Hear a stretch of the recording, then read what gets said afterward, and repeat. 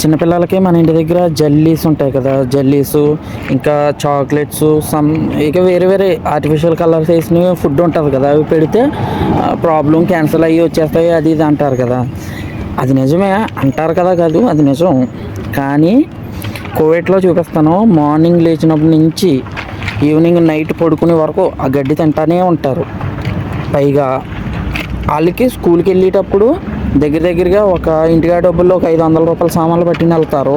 స్కూల్కి వెళ్ళేటప్పుడు వచ్చేటప్పుడు కూడా తింటానే వస్తారు, ఇంటికాడ తింటారు, భోజనం చేస్తారు, అన్నీ తింటారు. ఒకసారి చూపిస్తాను చూడండి ఇప్పుడు మీకు ఆ ఫుడ్ ఏంటన్నది.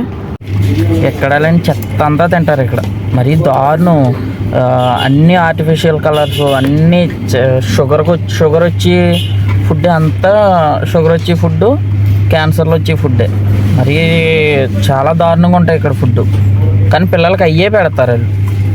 కానీ అది తినకూడదు, అది ప్రాబ్లం అవుతుంది అని ఏమి ఉండదు. వీళ్ళే పట్టుకెళ్ళి మళ్ళీ వాళ్ళకి తినిపిస్తారు.